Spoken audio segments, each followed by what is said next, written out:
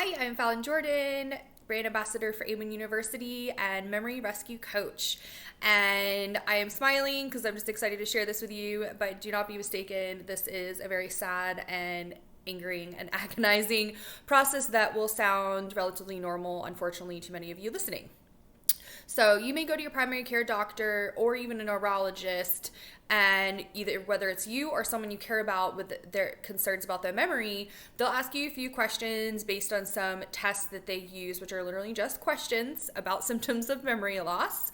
And then they might just say that it's normal to have this memory loss. Senior moments do not need to happen. Dr. Aben and I share that all the time. But unfortunately, in standardized medicine, this is something that we are often told as patients.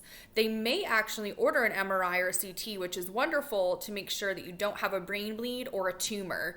99% of patients that we see in Amen clinics have a normal MRI and CT scan, which is why they came to us for a SPECT, because we're measuring blood flow and brain activity. And when we're talking about memory loss, we want to see what's actually happening up there and get more scientific data. Many times when someone does get a normal MRI, it'll say that you have mild cognitive impairment if you do have dementia-like symptoms, but that it's also the beginning stages of Alzheimer's disease, and there may or may not be able to do anything to help with that.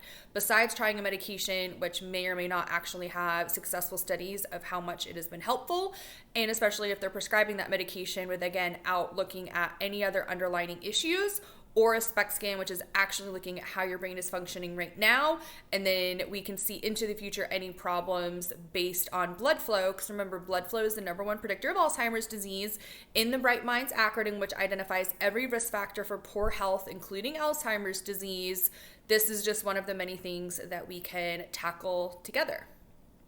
And it's really important to make informed decisions and making sure that whoever is your hired staff, so your doctor is actually your hired staff, you pay them to be well. If they are not taking care of you and not answering your questions based on the things that you've learned in this course, please, I urge you to find a provider who has your best interest in mind, is going to look at the labs that we talk about in this course, and is going to learn as much as they possibly can about your brain and your lifestyle. I hope that this was helpful, and I will see you next week. Bye for now.